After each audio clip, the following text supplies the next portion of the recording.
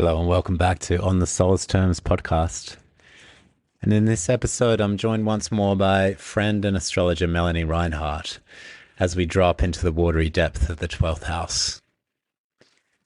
The 12th house is the archetypal realm of the collective unconscious, and we were certainly visited by some strange gods along the way, including the occasional interruption from the trickster who played around with our internet connection due to a storm here in Bali at the time of recording.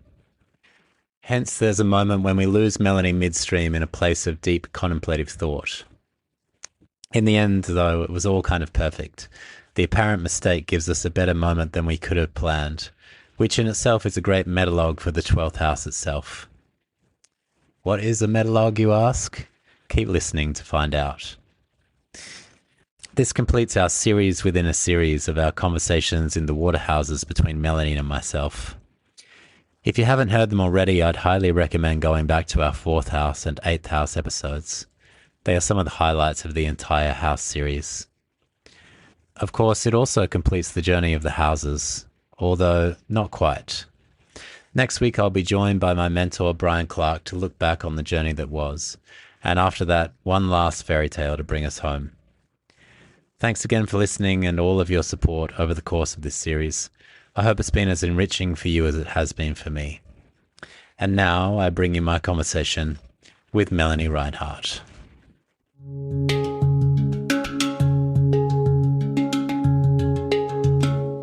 And so I welcome back to the show once again, Melanie Reinhart. Melanie, welcome. Oh, hi, Chris. Good to be with you again. It's wonderful to be with you. We were just talking a little bit off air about what the journey has been like between the two of us, being able to hang out in these watery places of the 4th and the 8th. And there's sort of a gentle, interesting excitement and wonder, I feel, and awe of where this house is going to take us. We've scattered a lot of seeds of potentialities all over the place in the last 24 hours. But yeah, before we get into this, as Melanie uses this word, a metalogue. Can you describe metalogue before I tell the people what the metalogue is? Yes. So I first came across this word in the work of Gregory Bateson, and the definition of metalogue, which is what electrified me when I first read it, was metalogue is that which we are speaking about is also arising. Now, anyone who's studied astrology, even a little bit, will know that this is one of the ways that one learns. Let's say, you've just had a class on Mercury or Saturn or whoever. You will start noticing the manifestations of that energy around you. You'll read it in the news, it'll come up in your dreams, and so forth. And so learning astrology, amongst other things, this is a wonderful thing to look out for and to be able to name, because it often brings a sense of delight or humor or feeling of being awestruck. It's like, wow, look at this manifestation. Here it is, So we've been discussing various metalogues to do with entering the 12th house. Do you want to pick up the theme there? Yeah, sure. So, yeah, and Melanie taught me this word, I don't know, 15 years ago or something when we when we were first spending time together. Maybe it's 2008 or that wonderful time in 2011 where I was assisting and I guess teaching the yoga. The yoga teacher had pulled out of this 12 Holy Nights beautiful process that Melanie does around Christmas, New Year time. And that's like the time in between time. That was the time that we would get together and come up with like, what's Sagittarius yoga going to be like? And what's Pisces yoga all about? And then just kind of do that the next morning. It was so much fun. But this is when I heard this word metalogue, and it's been one of the most useful words to describe. Really?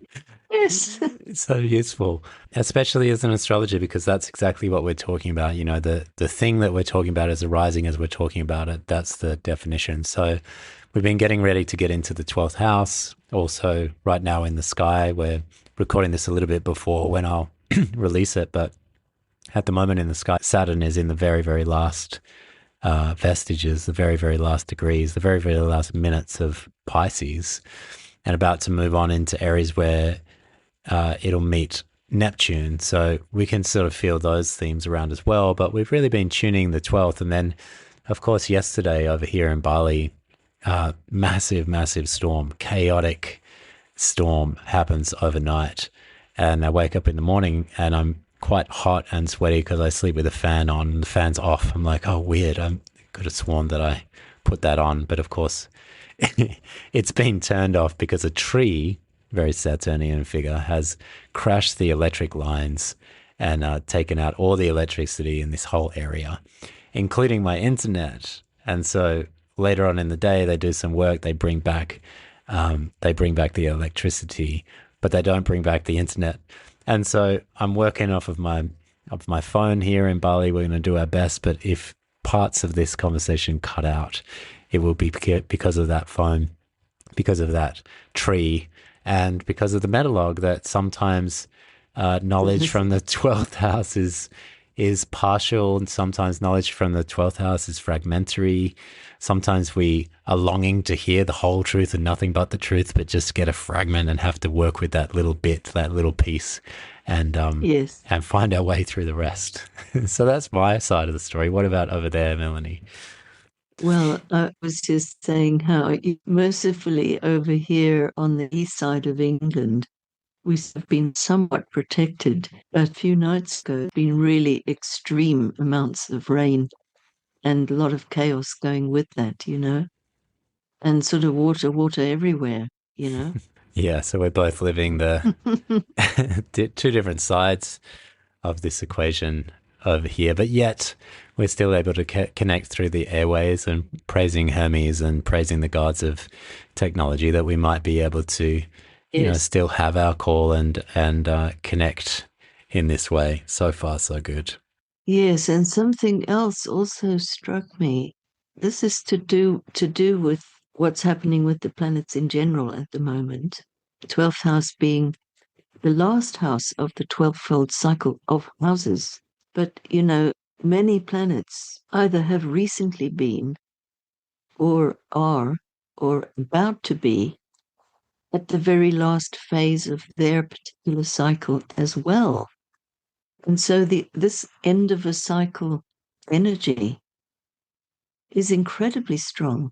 Obviously, the theme of houses takes us directly into a very individualized view of astrology because, houses relate to individual charts. But as if backing that up in the metalogue, there are all these planets hovering around. So almost the place where we are experiencing or noticing things dissolving or breaking down Mm. or crumbling in a way of like losing their previous structure, Mm. melting down in one way or another. And then there's a kind of an interim where initially we might be scrambling around trying to keep it all together. And typically that takes a huge amount of energy because it doesn't work very well. Yeah. And it can take a while before the new form into which we will be investing new energy starts to appear. And that tender stage is kind of germinal in the last phase of a cyclic process. Mm. And that's very poignant because this is both, 12th house is both a place where we do experience loss and we do get confronted by how there are ways in which we're not in control Hmm. of our own lives or the world or anything. Of course, there are levels at which we are in control and must be in control. Yeah. But the 12th house kind of says to us, well, that's all very well, but actually, ultimately, no. And that's something that most of us find really scary Mm. to come up close to. And yet the 12th house also offers us the wise means, I'm going to say, as to how we might approach that, or how we might allow it to approach us, Mm. is another way of putting the same thing, you know? Mm. Yeah, I'm thinking there as you're speaking about, obviously one of the deities of this house is Dionysus. And I was reading this morning by chance. I was sort of like in the ancient text of Hyginus's library, just wandering around and through the fragments, realizing how good that book is, because he's not a mythology, he's a mythographer, which is the distinction. And a mythographer is giving you lots of snippets, but not really telling you the stories. Graphing, right? Like drawing you, the whole picture, but just little snippets. This happened, that happened, this one, this one, this one. And so it's really good when, Oh, I love as a it. 12th house process, because you just take little bits and fragments and roll with it. So I was reading about Dionysus, who's Dionysus twice born. And I got really interested in Dionysus twice born. And his name as a child of Zeus is the Dios is like a child of Zeus, like the Dioscuri are the twins of Zeus. So Dionysus is like child of Zeus. And when he was in the womb, this is kind of the classic story, he's in the womb of Semele, his mother, and Hera, who's jealous, convinces Semele to tell Zeus to reveal his full form, knowing full well that she won't be able to handle that kind of experience. This is also quite 12th house, right? Like the handling of Yes, the experience of seeing the archetype in its real, seeing the god, let's say, in its yes, actual form, unveiled, hidden, has the impact what it had on Semele, which was to incinerate her. And because Dionysus is immortal, his fetus remains, and Zeus opens up his thigh and puts it inside of his thigh, and then he's born from the thigh of Zeus. That's his, in a sense, second birth. But the reason he's called Dionysus is that there's a mystical, magical land called Nysa, like Nysa, Nysa, like which is the nicest part. So it's Dios from Nisus, effectively, a child of Zeus from Nysa. And this place is mystical and not a physical world place. He basically went to a liminal other world and spent time in that liminal other world around the nymphs and what have you, and waited until the world was properly prepared for his next birth, his second birth in a way, to come back into the world. So wow. in a sense, we're children of Nysa.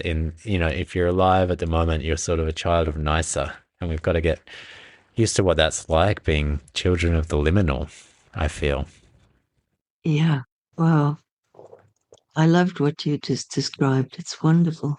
so strikingly 12th house. As I was telling the part of Semele being witness to the rawness of the archetype, it struck me just how 12th houseian that is, which in a way Yeah, takes us to the beauty and the terror of 12th house experience. yes, yes, absolutely.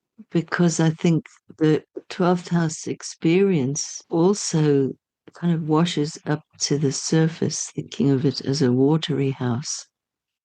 It washes up all the things that are like obstacles within the soul to that kind of immediate feeling, seeing, and knowing. And in some cases, there's a lot of working through or working with that will follow. And yet, the whole thing takes place within the potential of a quiet, spacious witnessing and a sense of the ungraspable presence of grace, and somehow knowing this is not a place where we can make stuff happen, that it's by grace, and we can prepare, which is, I think, a theme of the 12th house as well, place of preparation. So a spiritual purification or preparing the mind through meditation, or the body through yoga, or other kinds of disciplines and so forth. But we still can't make that happen, that precious glimpse. It is as if it's bestowed on us. Mm. And our job is to be as ready as we can. And to remember that even if we're not directly experiencing it, there is a place of beauty and peace and a kind of all-encompassing quality, that there is that there, whether or not we're directly experiencing it at the time. Mm. And that's something about the intuitive knowing of the 12th house. And then the ways and means that we may try to get closer to that thing, or that no thing, you know? Mm. Yeah, it's the numinous, right? Like it's what Jung referred to as the numinous, that Yes. it is ungraspable. And as you say, you can prepare. I mean, in the sense of the houses in the diurnal, as I was talking to Jason Holly for the 11th house, mutual friend of ours, he was talking about in that system how the reason it's the each house is like, well, the first house is the first to rise, and the second is the second to rise of the planets. And then when we take that to the 12th, then it's both just risen and the 12th and the last to rise, Yeah. which I find really powerful as a 12th house image, actually. Yes, very much so, because there's a sort of element of paradox Yeah. in there, you know? Mm. And we could say, you know, the 12th house is the place where we do meet paradox, where the opposites can both be included. And sometimes that feels like a real muddle, or a confusion, or a delusion. But sometimes we can also find a place within ourselves that really does encompass both ends of the spectrum, both sides of the coin, both conflicting opinions, kind of thing. Because Mm. the word dissolve to me always resonates with the 12th house. And so those hard edges can dissolve. Mm. And at one level, that can look like or feel like a lack of clarity or a confusion or even a delusion, you know. Mm. And yet, from another level, we might have reached a stage of clarity that we have never been on before. Um, so there lies another paradox with the 12th house. Yeah, it actually brings me to maybe the anchoring of this first paragraph, or however much you'd like to bring forward, of Rudyard's book, New Mansions for New Men, his book on the Yes, 12th, or on the houses. Because what you just said there is like, oh, he speaks to it so eloquently in just this one paragraph. So I wonder if yeah. we bring that as an anchor point. Yeah, shall I read that? Yeah, let's do it. So Rudyard calls the 12th house to transcend. And the opening sentence of that chapter is. And now we turn to the last phase of the cycle of selfhood,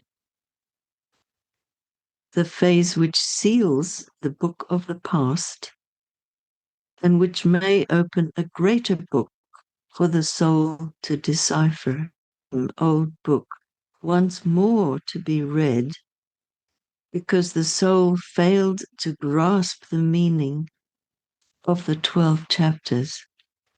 Then he goes on, this phase finds its positive keynote in the word transcendence. Then he lists a few pairs of opposites. Yeah.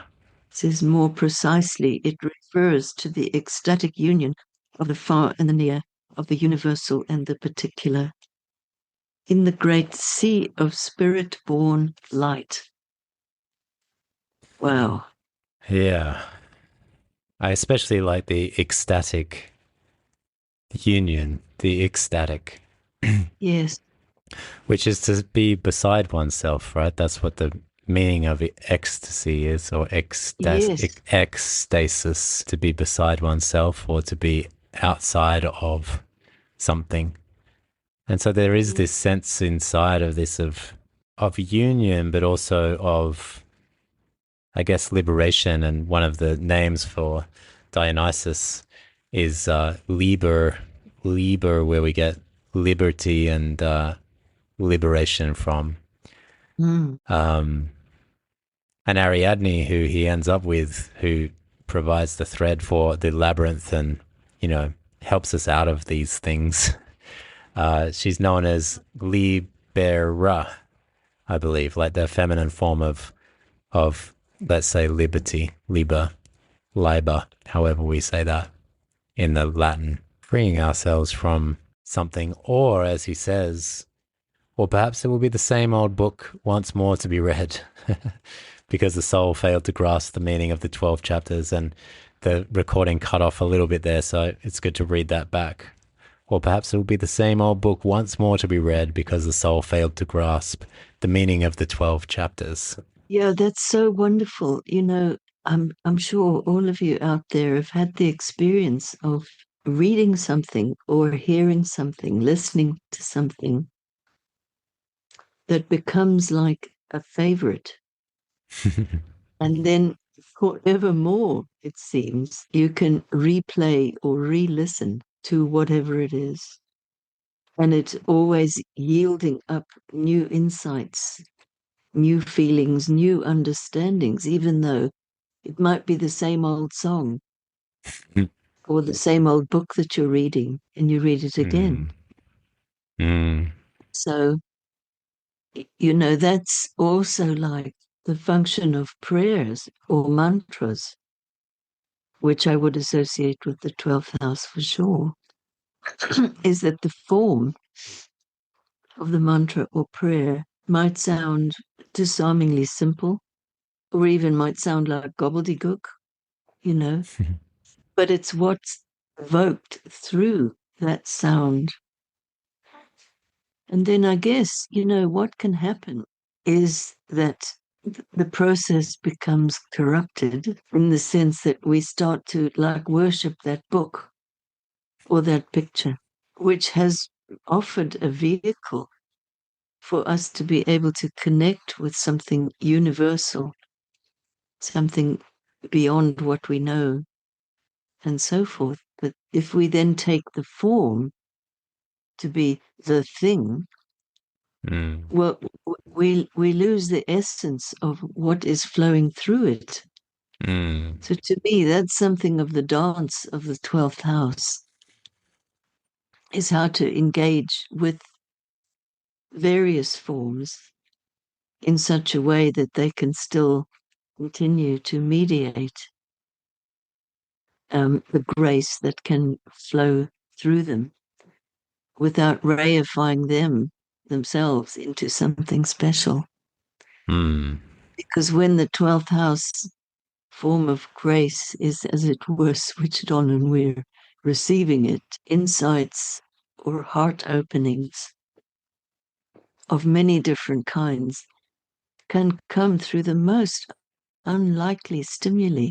Just a chance meeting, something that you witness occurring, or a dream, or a 5-minute conversation with a friend, or something you read.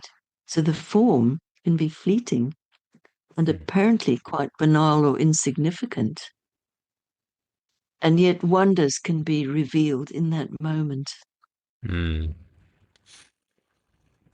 Yeah, the the timeless and the formless that is here, and then we want to bring that into time and form, right? Of course, we want to bring that in because it's so special to us and it's such a profound experience. So, of course, we bring it and we put it down and we have it in form now.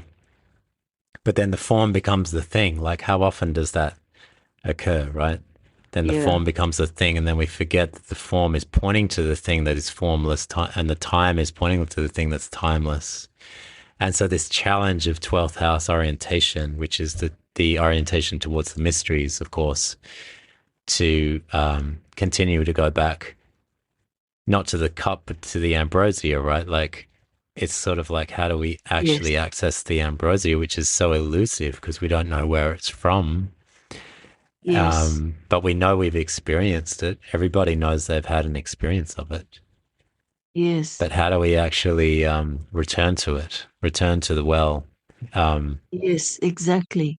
mm, And then of course to throw in another paradox, there are places on earth where very powerful sacred energy has been collected up, either deliberately or that it was already endemic or indigenous to that realm as a result of the invisible energies flowing through the earth or the water mm, in that physical location. And so, hence, then, places of pilgrimage.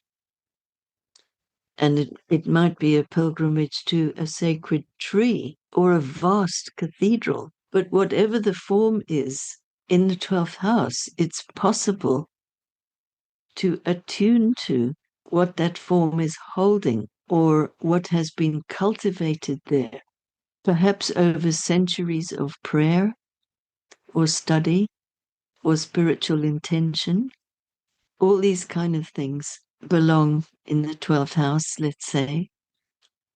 And yet it would be possible to just look at a holy place like that, in terms of the architecture or the history or, mm, all those kind of things, all those facts about the place. mm, And yet the 12th house experience would be to be embraced or struck mm. by, in the vernacular, the vibes of what is actually there, even though you can't prove it, you can't see it, you can't hear it, you can't turn it into data, but in capacities, it's absolutely unmistakable. Yeah. So all those are 12th house experiences as I would understand them. There's also something about the river Lethe that comes to mind. We were talking a little bit about this before we came to record. And the river Lethe is one of the rivers that bounds the underworld, and it's the river of forgetfulness. And again, paradox all the way. But one of the meanings there is that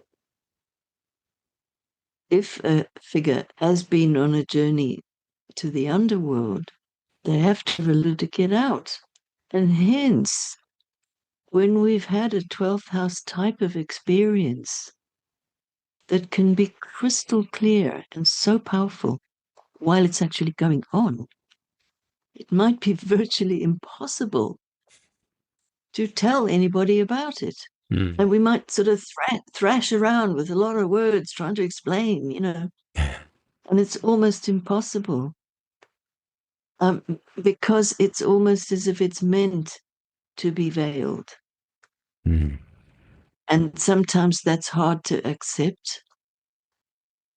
And there's a kind of forgetfulness that can set in as we emerge. But I think it's a very, very tender kind of thing to just allow something to be gently veiled in order to accept the way our soul has been touched and transformed. And we don't have to grab it and take it with us, because actually we can't, if that makes sense. Yeah.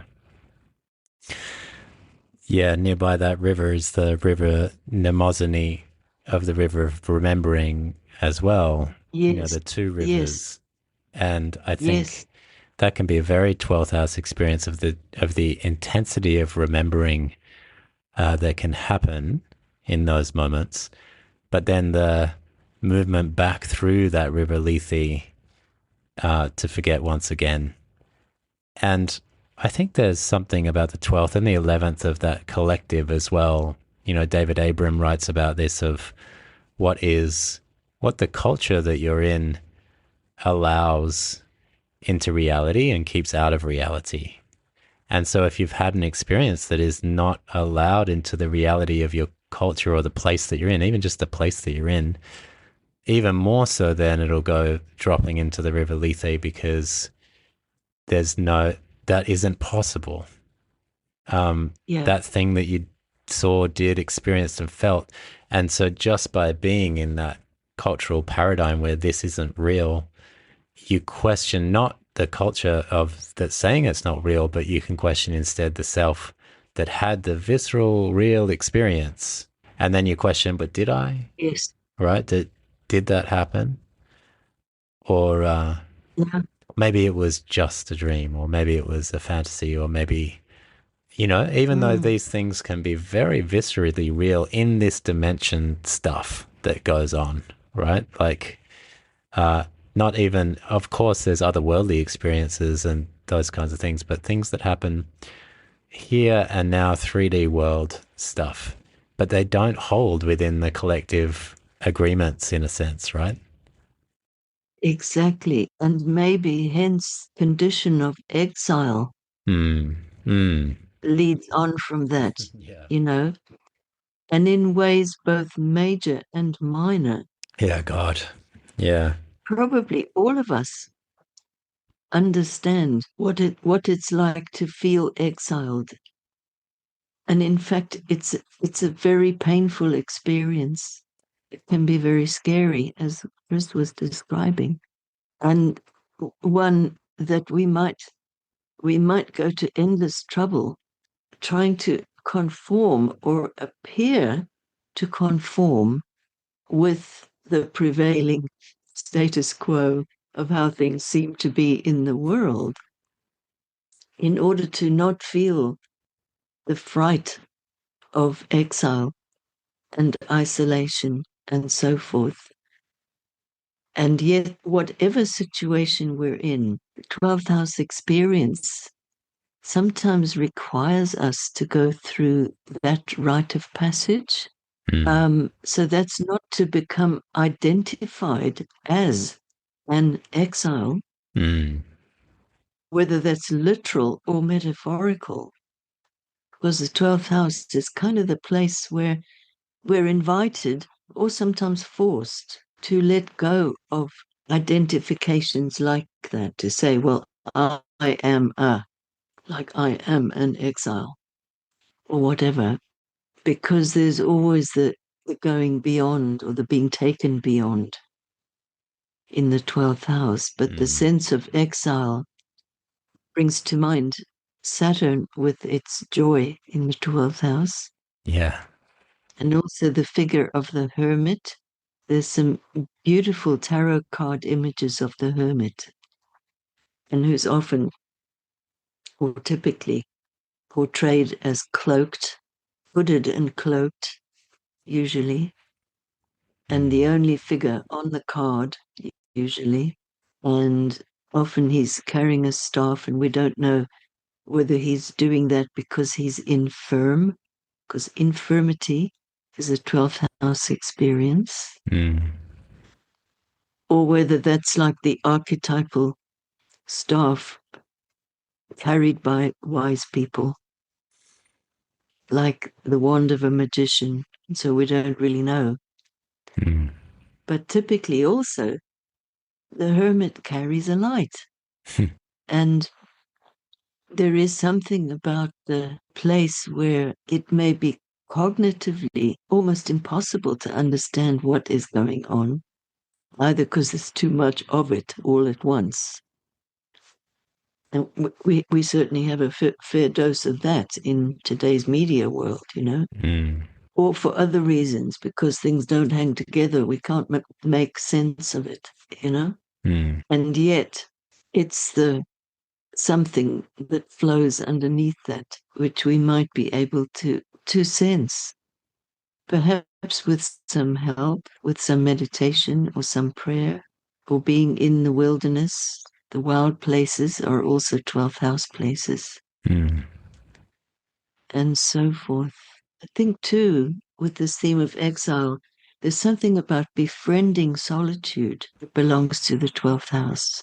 Now, people who've got planets in their 12th house will usually quite naturally encounter that need. From a young age, they might be aware of how valuable solitude can be in our lives. And like Jung's definition of an introvert is somebody who, in order to become energized and recharged, they will head for isolation. Whereas an extrovert would like to, go out and party and be with people or watch a movie and, engage with the external, so to speak. Mm. But an introvert will seek to engage with the internal. And of course, nobody is either one or the other.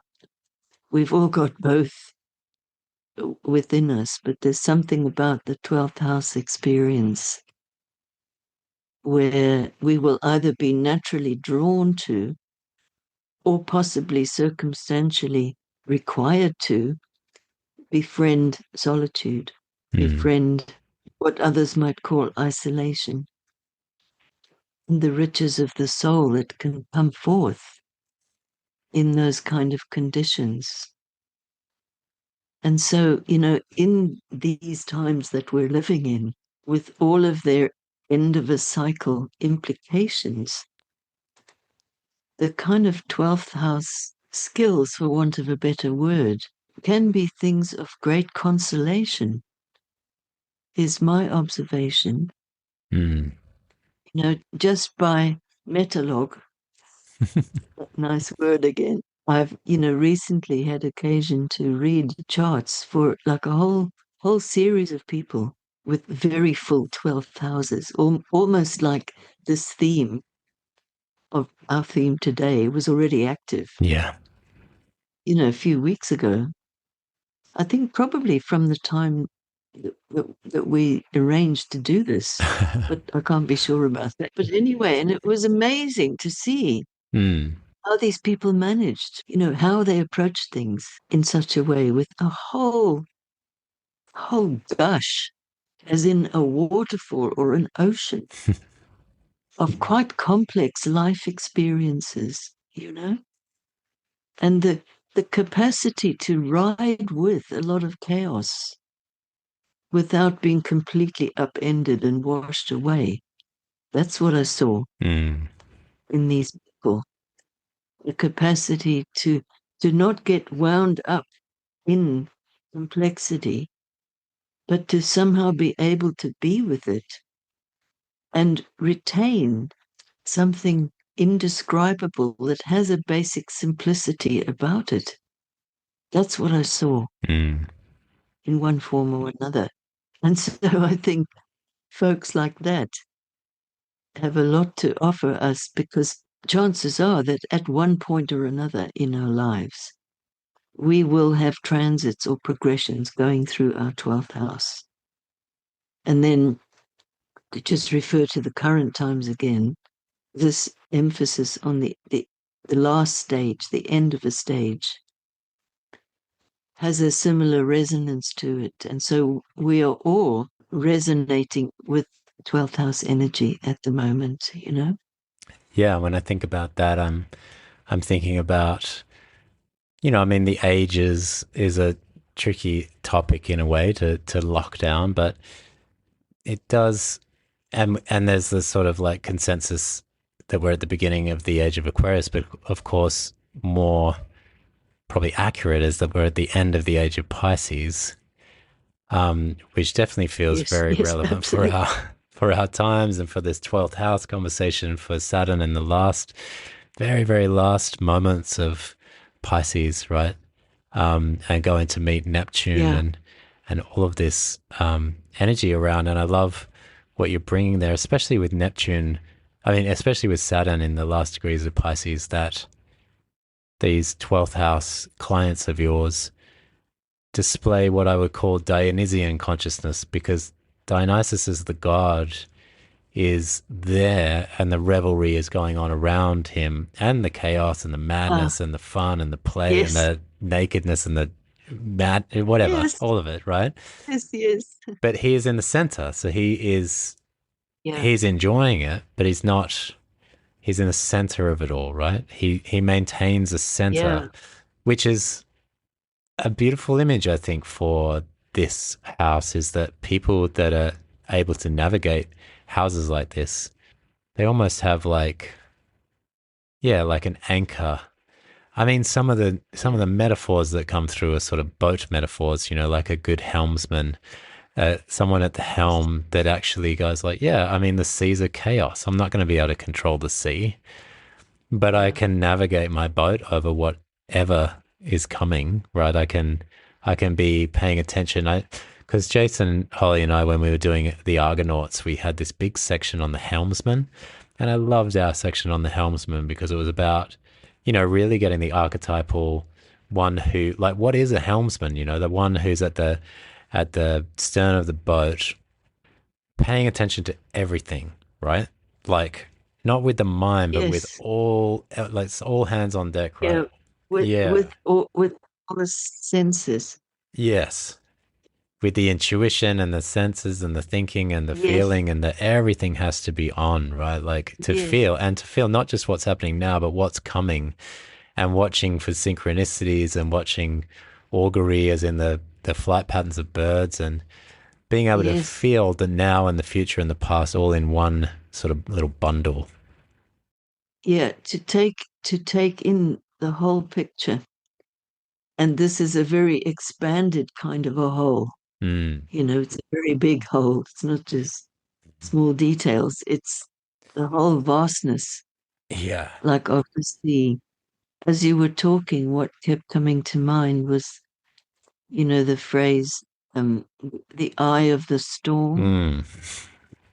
with all of the puns around that, eye, something we see with, and of course I as in me, and the eye of the storm is a central place where there is calm, and the storm of wind or sea or whatever it is might be raging around it. But the eye of the storm is where there is peace. Wow. Yeah. And that's actually, I have actually spoken with people who have actually used that very image imaginally if they're feeling a bit tossed about or, you know, infected by chaos of various kinds on various levels.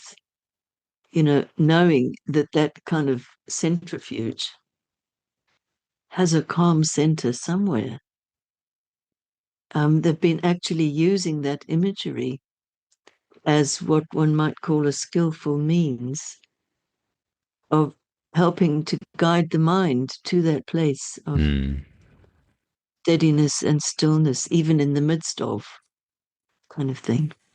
I'm just thinking now, as you're elaborating on that, as we're going into that, this to me feels like Saturn in its joy, Yes, right? Like yes, yes. Saturn, therefore, is that eye in the storm, that eye of I the love it. storm. Love it. Yeah. Yeah. Yes. And I'm thinking again of the picture of the hermit carrying his little light, you know. Yeah. Yeah, I can see him there with, and there's the feeling like there's some wild weather in that card, I think, because he's so hooded over. There's very, a lot of clothing and the stick in it, like he's navigating something. Yes, finding his way. And such a Saturnian figure, you know. And I actually, about 20 years ago, I read a book on hermits. So I'm just going to recall some of that. I'm going to try to drink some of the uh, lake of Mnemosyne to remember some of this. But I think it was talking about like the Middle Ages where people would have hermits. So basically, it was trendy for the aristocrats to have a hermit on Yes, on their yes, property. to have a hermit. And this book was so fascinating and wonderful to read. But what was interesting was that people would go to the hermit to talk about not like what's life like outside. They'd talk about they'd talk about relationship troubles and like what they should do for work and all these things that people talk about. Going to the person who's not in the society, not doing any of those things. And yet the Yes, questions that would be brought to the hermit was all of those this life questions, right? yes, And yes. that is where wisdom would be. And for some reason, the hermit would be able to speak to all of those things, even though he wasn't or she wasn't involved in any of those things.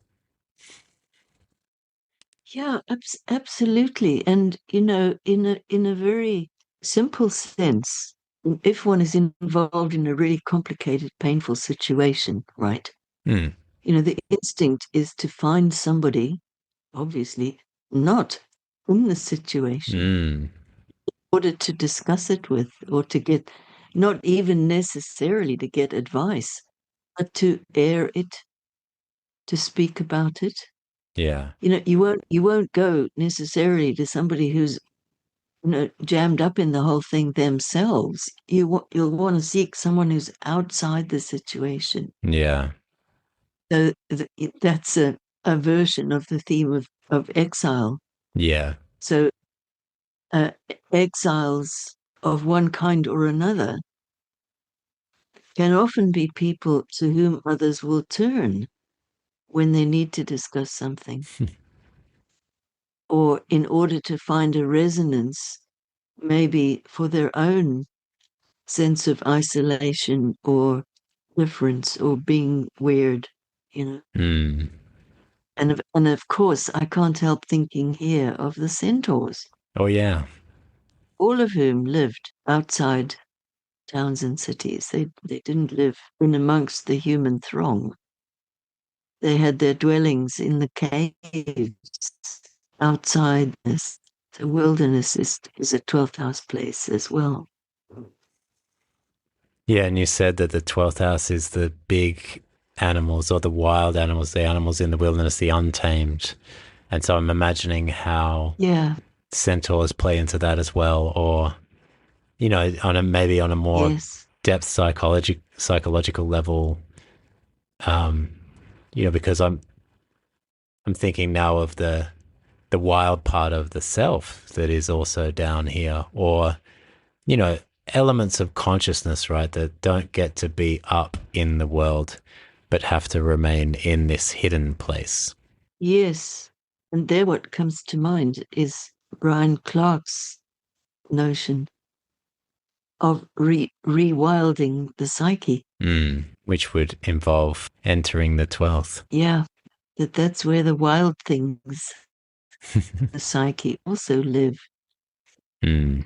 Yeah, it's an interesting image from the fairy tale of Iron, Iron Hans or Iron John, which I think I'm going to be doing next week for the 11th house, actually. But the image at the beginning is that there's something troubling the palace in the forest. Mm, And every time the hunters go out there or the dogs, a hand comes up, a rusty hand comes up from the depth of this lake and then pulls them down. Eventually, they discover that it's the wild man, Iron Hans, who is down there, who is down there pulling people down.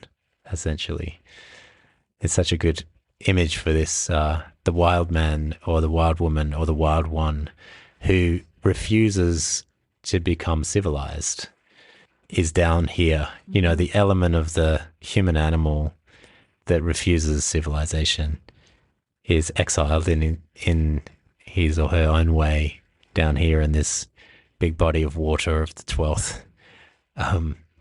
Perhaps dragging the occasional part of us down there, not because he's menacing in any way.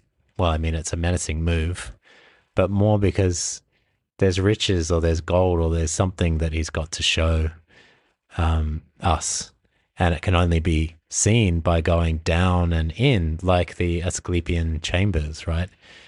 There's no point in talking about it. You'd have to go down and in through the Abaton and into the dream chamber to experience it, which is also where the healing is. So how is it then that we, what is this mysterious thing of healing? I think it's a curious thing in the 12th, isn't it? This mysterious movement towards becoming whole by coming into contact with exiled parts. Maybe healing in a in one way of describing healing, it's as simple as that. These parts that are causing all sorts of ruckus in the upper world through rashes and diseases and falls and accidents and incidents are down there pulling us in. Yes. Yes. Yes, exactly. And so the kind of soul retrieval of what has been exiled and can be invited back home, so to speak. And that there may be a bunch of sixth house symptoms, like health symptoms and relational symptoms and those chronic things as well, which is interesting sort of blend of either Cronus and Saturn on the one hand, or chironic diseases that refuse the medicine of the everyday world. And they demand you go there and find them. I'm curious, Melanie, if you would be up for sharing a personal antidote at this point, and feel free to say no. That is also fine. But is there a willingness to share some of your personal story here? Yes, there is a little personal story. So, and a very 12th house type one. Yeah. So in my teens, I was very ill with rheumatoid arthritis, and family doctor was called, so forth. When I read the insert that came with the pills I was being given, I was completely horrified in terms of the risk factor, and refused to take any more. And long story short, I was completely healed of all my symptoms by a naturopath. So that set me on a road of relying on alternative medicine for the rest of my life up till now, and ongoing. But in 1982, with the Saturn-Pluto conjunction going through my 12th house, I was in a Jungian analysis, and I came across a marvelous book by C.A. Meyer called Ancient Incubation and Modern Psychotherapy. It's since been republished under a new title, but that is still the subtitle. I think it's called Healing Dreams or something like that. Anyway, it's a whole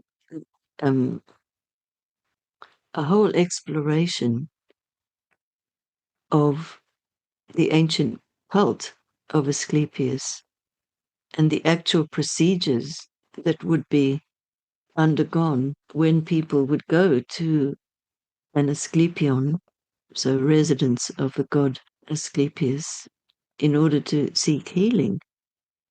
And I was so taken with this. And in the absence of being able to go to Greece on site, where there are actually quite a few Asclepions, I decided that I would undertake an imaginal journey to an Asclepion. And I did that. Well, I prepared it all, carved out a time with no work, told all my close friends what I was doing, and, that I wouldn't be in contact for 10 days was the space I gave myself. And so I sort of tracked what was going on in this deliberate but also spontaneous journey to an ancient Asclepion. I tracked it through painting. And so the custom was at the beginning of those rituals that the patient needing healing was invited to go to the Asclepion, to the temple. They had to wait there outside the temple until they received a dream where the god Asclepius, or one of his theriomorphic or animal versions, which were the dog and the snake, were the two main ones. And so I made a painting of myself waiting outside the temple. And in the painting, I'm sitting with my knees up and having my arms hugged around my knees, and I'm kind of dozing by a pillar. Then at one point, I got up to make a cup of tea. And when I came back to the painting, there was a big splodge over my head. Now, rationally, what must have happened is I must have flicked some water onto the painting as I stood up and went to make tea. But how it presented was like this huge blaze of light over my head. And I thought, oh, it's like I've been called to go inside into the internal part of the temple, which I did. Now, the reason I wanted to undertake this journey is because I began to recapitulate all of the symptoms of the rheumatoid arthritis. Not surprising, because if you go into a deep analysis like that, many things from childhood will come up, sometimes in a very literal form, in order to be worked with, Mm. But it was pretty scary. So that's why I decided that I would go to an Asclepion. Felt I had a really valid reason and motivation to go. So I took that as the calling to go inside the temple. And then I started, I made a painting of myself inside the temple. And then about 7 days in, I had a dream of the demon, so to speak. It was a sort of animal, snake, monster, dragon, that kind of figure that was the demon, so to speak, of the rheumatoid arthritis. And I made a painting of that. And between that painting and the end of my visit to the Asclepion, all my symptoms vanished and they never came back. And I'm now 76 and I don't have any arthritis. It's remarkable. And, it was 10 days worth of immersion. So these few little sentences, that's pretty much, all I have. Still have the paintings somewhere, but Yeah. that doesn't even scratch the surface of the whole process that I went through, which was like to do with disease, the ancestral component of it, the historical, cultural component of it, my own shadow. All the levels seem to be involved or implied in such a way that it was impossible to even write about it. And I remember taking all this to my analyst. And even in that context, it was almost impossible to describe what had happened, except, what they say, the proof in the pudding.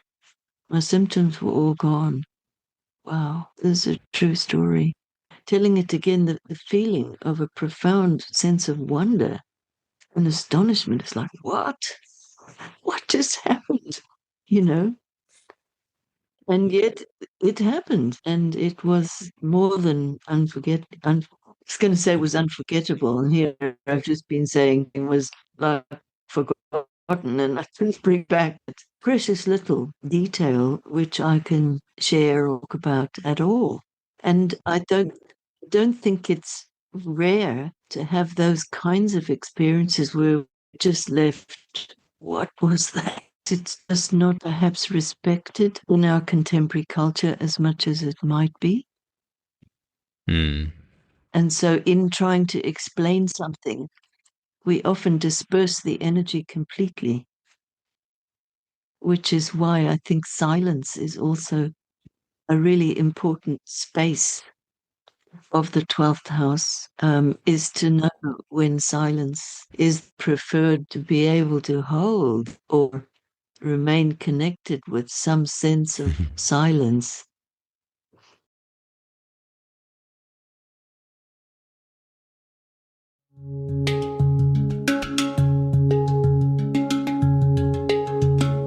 Look at that. We're back.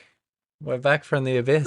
We're back. Twice born. Here we are again. Our episode has been twice born. All right. I didn't even think of that. That's so cool. So here we are. I think we just jumped right back in. Hello, everybody. We're back. We are back. Yeah. And Yeah. and well, we got kicked out, didn't we? Essentially, we got kicked out by the gods, and they didn't want some of those secrets revealed quite clearly. Well, I did wonder about that. I thought, oh, blimey. You know, got kicked out of the call for telling that story. How lucky. But anyway, it's an interesting point actually, because we're just in a powerful healing story. We're in the Abaton. We're in this deep kind of ritualistic space, and then almost like it couldn't hold in a way. And then it goes blank. And then it goes blank. Yeah, and we cross the river Lethe, and there's certain things that cannot be retrieved. And I think that's 12th house wisdom right there. Certain things cannot be retrieved. Yeah. It's kind of beautiful in its own way. But, one of the figures that I brought up earlier as the companion to Dionysus is Ariadne, whom I suspect has way deeper threads of myth, excuse the pun, way deeper layers and layers, kind of like those ocean nymphs that we were talking about before we came on, of these ancient wisdom keepers from the depth of the ocean. And Ariadne feels like she belongs to that lineage in a sense. She's obviously in the house of Circe. She's part of a lineage of sorceress, powerful women, in this situation of labyrinth-like things with Minos, her father. I also read just this morning that in some versions she's got the thread, but in another version, the Corona Borealis, which is her crown that is situated up in heaven, given to her by Dionysus to sort of state that she's the queen of the Dionysian, the Libera, the Lady Liberty kind of thing. That crown, in some versions of the myth, was given to Theseus. So rather than a thread that gets him through the labyrinth, it's this bright, sparkly crown that lights up the labyrinth and allows him to see, allows him to find his way. Wow. That's so touching, that story.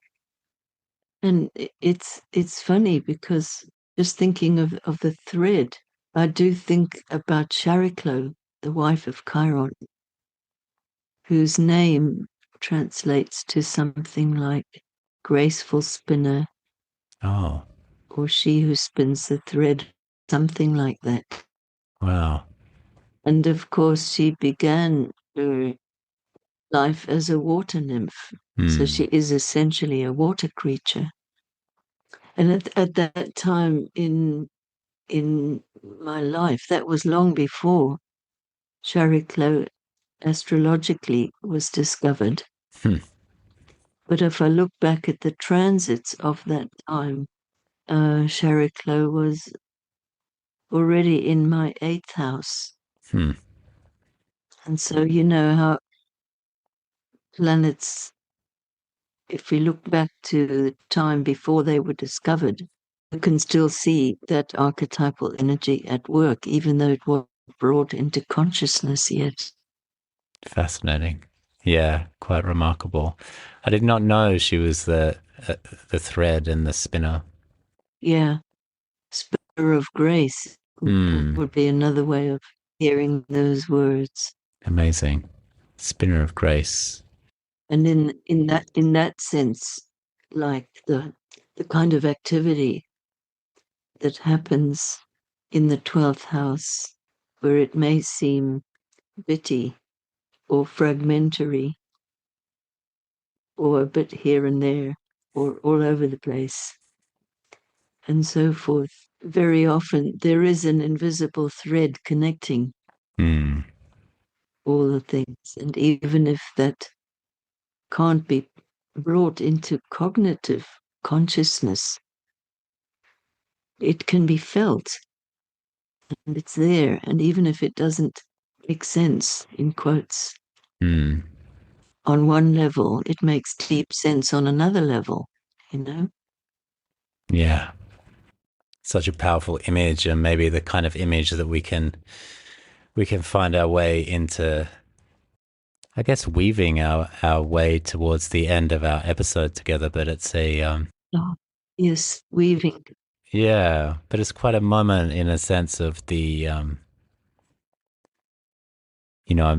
I'm very moved to be sitting here with you in as we complete the 12 houses series, which has just been such a phenomenal experience. Yeah, likewise, I feel the same. Yeah. All the ripples out into the collective at the moment, Hmm. and where we are in a big collective process Hmm. with all of its reminders about end of a cycle and preparation for the new and that kind of thing, you know. And Hmm. so here it is in metalogue form. And Yeah. we're back, we're back. Yeah. And we made it back. We made it back for our postscript, and we made it back to complete. And Yes, yeah, we dropped out, we disappeared, we came back, we returned, twice born, weaving our threads, and with fragmentary parts to our episode today, which just feels all too delightfully perfect yes, in its imperfection. yes, absolutely. Wow. I love it. I love it too. Thank you so much, Melanie, for joining us. And I guess, So welcome. yeah, if there's any sort of final thoughts or words you have for the 12th or for this time or for this moment or for this kind of cusping energy, then yeah, if anything comes in, now would be the time to share anything else that might just be threading its way through. Yeah, I guess the word mystery came Yeah. to my mind right away. There's something about the threshold of being invited into the mystery or the mysteries, and then also being invited back across the threshold Mm. into our daily lives. Mm. Yeah. That's a beautiful image and point that the mysteries are this powerful fuel for our everyday life, and the everyday world and the other world are in that beautiful harmonious bouncing with each other, aren't they? They're in a synchronicity with each other. They're in a coincidence, and Yeah, they happen together. And sometimes to heal what's in this world, we must go to the other world. And sometimes, conversely, to yes, hear what's in the other world, we must do it in this world. exactly. Yeah, Yes. wonderful. Well, thank you so much, Melanie. Thank you for joining me for the 4th and the 8th and the 12th, but particularly for this episode, which has been a real wild journey of being dismembered and remembered, taken apart and put back together again. It's wonderful.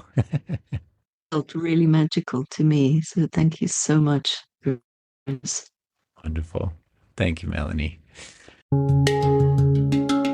Thank you for listening to On the Soul's Terms podcast.